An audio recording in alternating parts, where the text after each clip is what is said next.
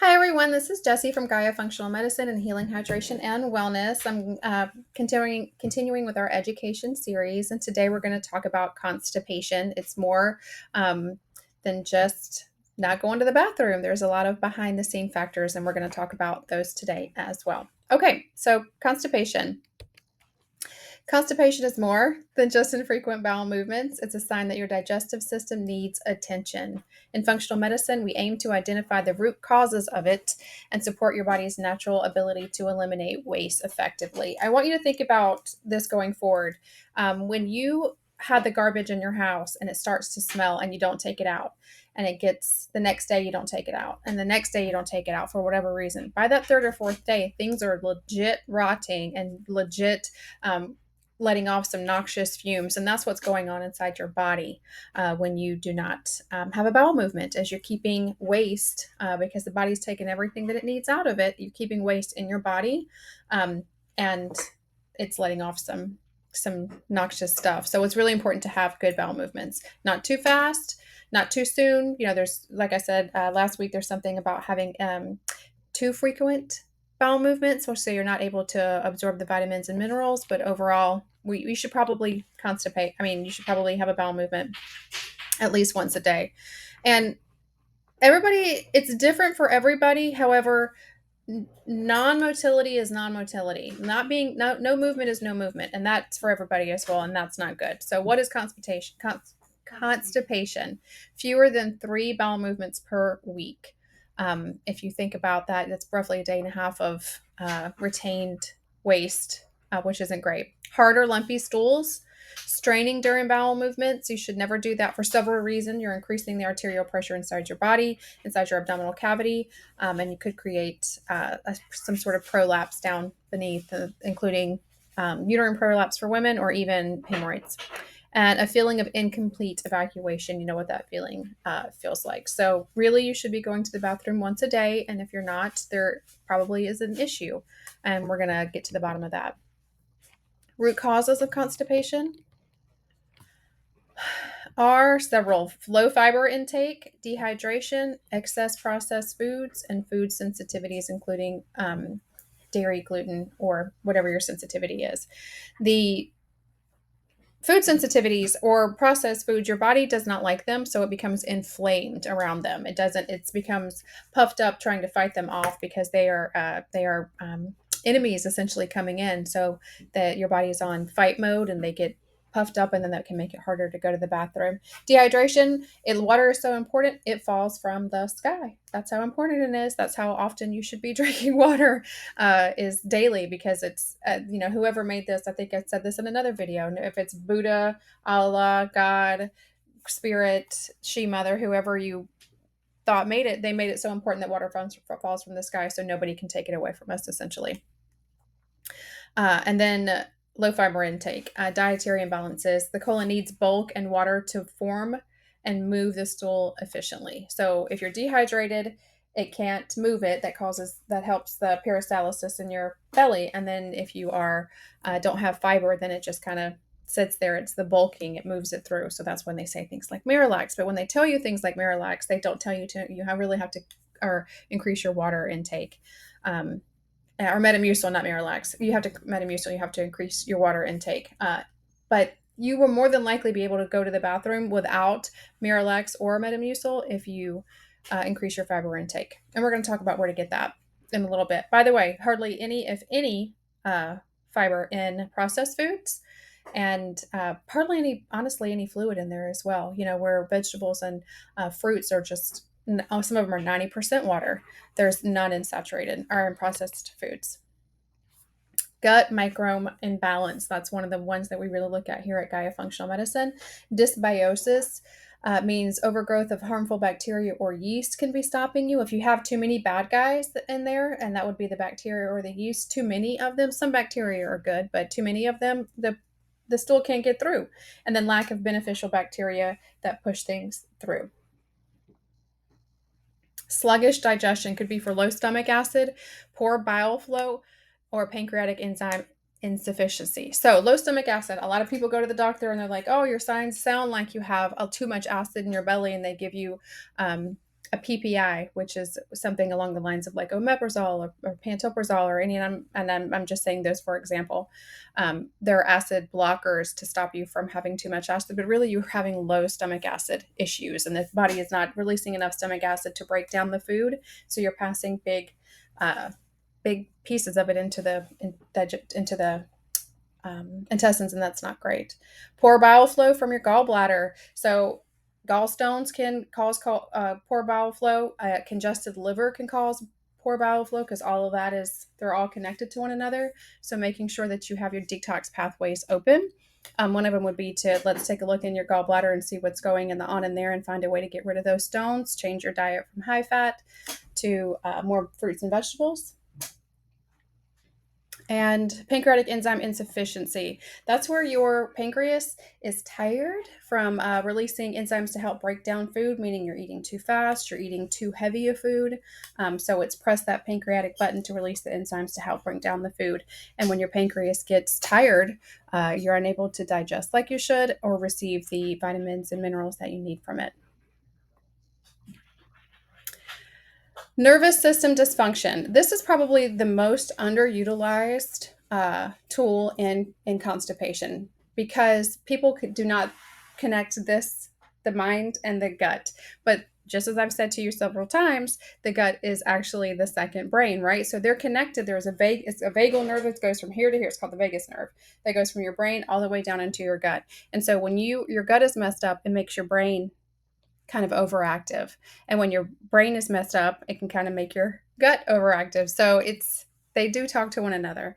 Vagal nerve tone issues, as well as stress and trauma because of the gut brain connection. So if you live in a high stress lifestyle, whether it's owning a business or working in healthcare or being a mom or whatever that is, it disrupts the gut brain axis. So you really have to balance those two to let the body know that it is safe to essentially go to the bathroom. If there's a bear chasing you, which is what a lot of us live in that mindset that a bear is chasing us, then the body is not like, we should probably stop and get rid of this waste. It's like, run, run, run. There's a bear chasing us. So we have to let the body know that it's okay. Fun fact, the gut and brain are deeply connected.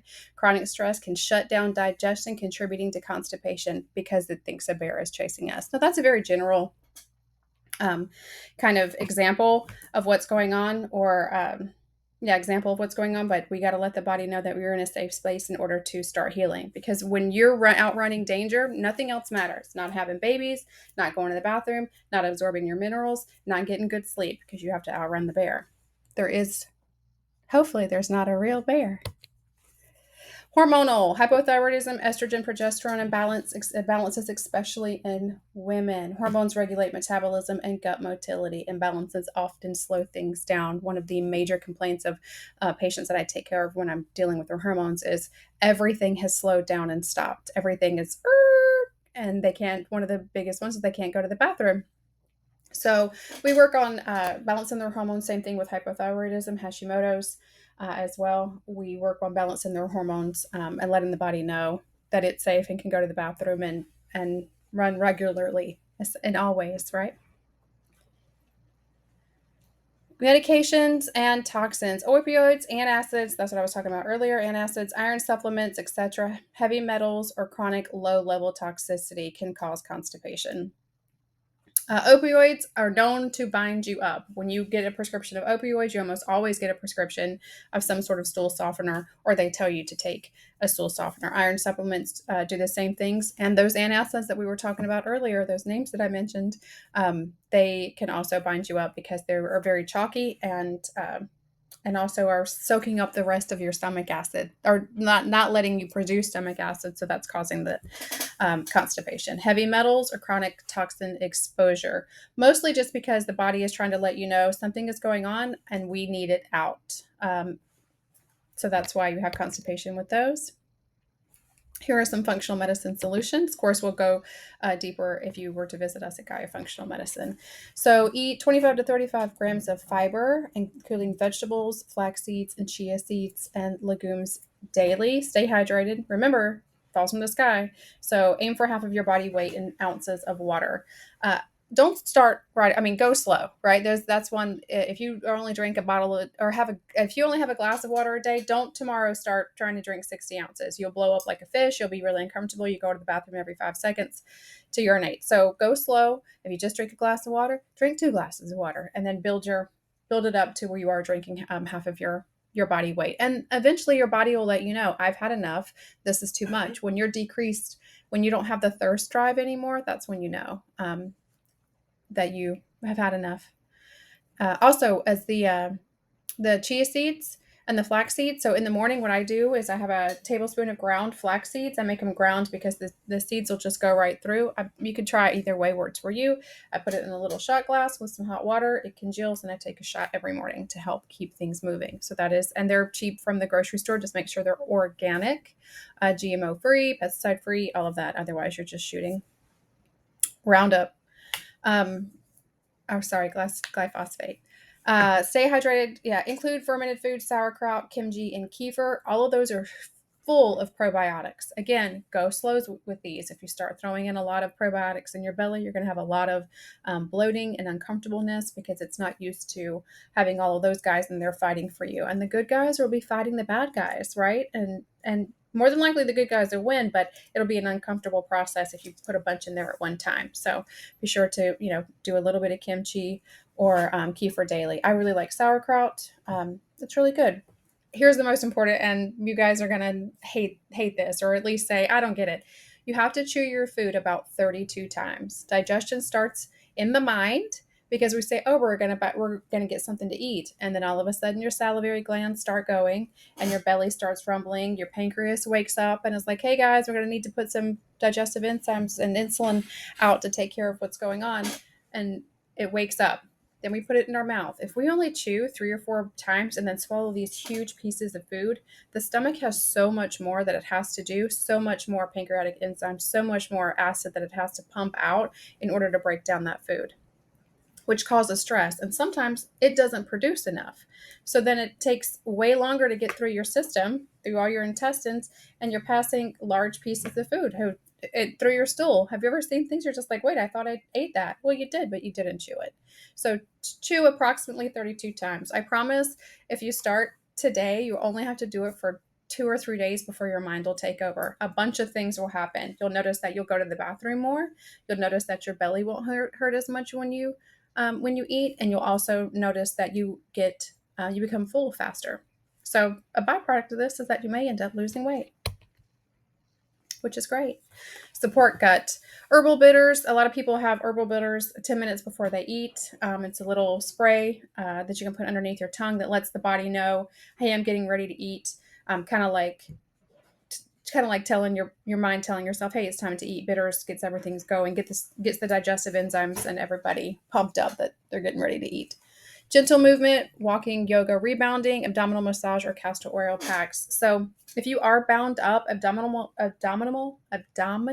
massage is a great way to get things moving, especially when you have a lot of water, and you can just massage your belly and it's going to break up the kind of big blocks to help you go to the bathroom. Walking, yoga, and rebounding are honestly the best. Any sort of movement will get things, it's kind of like shaking a box and then being like, to get everything out of it. You do it like this and not everything comes out. So you shake it. That's essentially what you're doing to your body. So movement is so important to our health.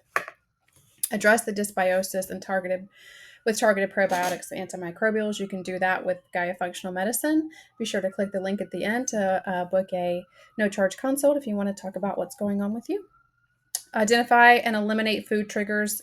Consider digestive enzyme or bile support. So identifying and eliminating the food triggers is very important because if you continue to take in the things that are making the substances that are making your body mad because it's allergic to it. I mean, imagine getting stung over and over by a bee. Your body's like, bro, we don't like it.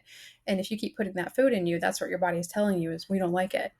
So that's what the inflammation, constipation, and gut issues are about.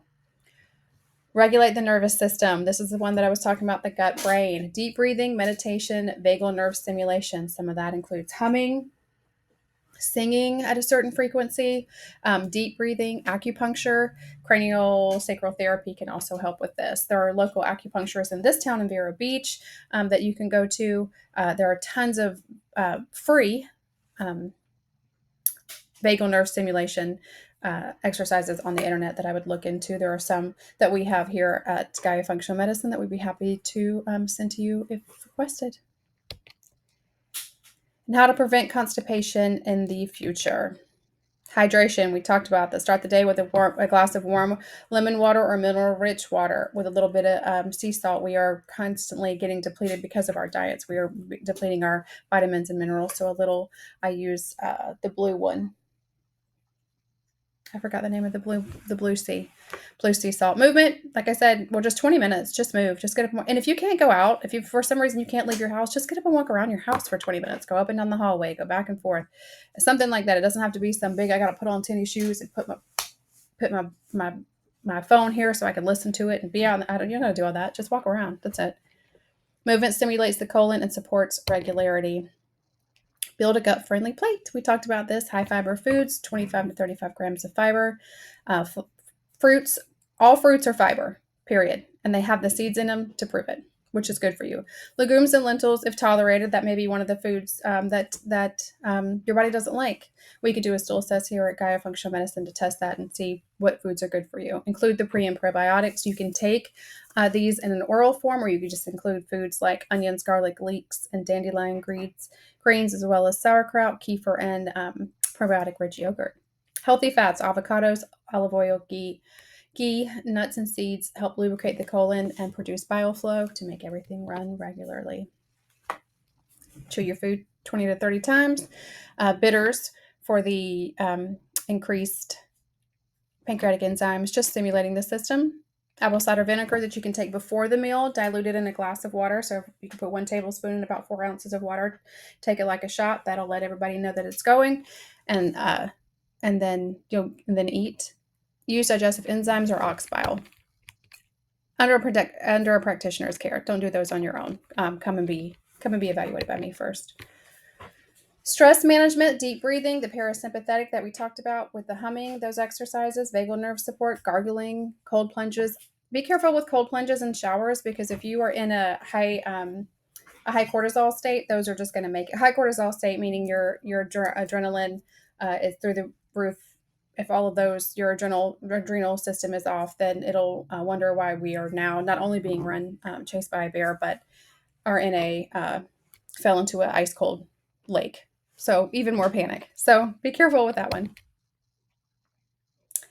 Set aside undistracted toilet times. Like, don't play on your phone, or maybe do play on your phone and just sit there and let things go, whatever works for you. Use a squatty potty. Those things mimic exactly how we're supposed to sit back in the day. The way we sit on toilets, stools now is not the way that we used to. That's really good anatomically for going to the bathroom. If symptoms persist, come see us for a stool test to see what's going on. We got to check your thyroid hormone panels, food sensitivity, and heavy metal burden. So constipation is another clue, just like you'll find with most of these that we talk about, most of these videos that we're doing. These symptoms of things that you're having are clues to that something is going on with you. So come see us and we'll have a discussion and find out what it is. When to seek help, go to the emergency department. Severe abdominal pain. If there's blood in your stool, never supposed to be blood in your stool. However, if they're red, if you've had beets and they're red, make sure you think about that first. Unexplained weight loss, meaning that you didn't mean to do it and all of a sudden you're losing weight, or no bowel movement for over a week. I would follow up with a primary care provider or go to your local emergency department. If you have any questions, you can contact us at Gaia Functional Medicine. Link is in the description. Also, she's not paying me for this, but I wanted to talk about this book. It's called Come Hungry, and it is Melissa Ben Ishlay, and she is the Baked by Melissa on Instagram. And she has a ton of sweet recipes. Don't ignore this. Ignore the sweets recipes, but she has a ton of really good recipes for including vegetables in your life. They're beautiful salads. And I've tasted the majority of them. I've made the majority of them, and they're really good. So this is a staple in my kitchen. If you want to get it in yours, I would get it. Thanks so much, and I will see you next week for continued education. Bye-bye.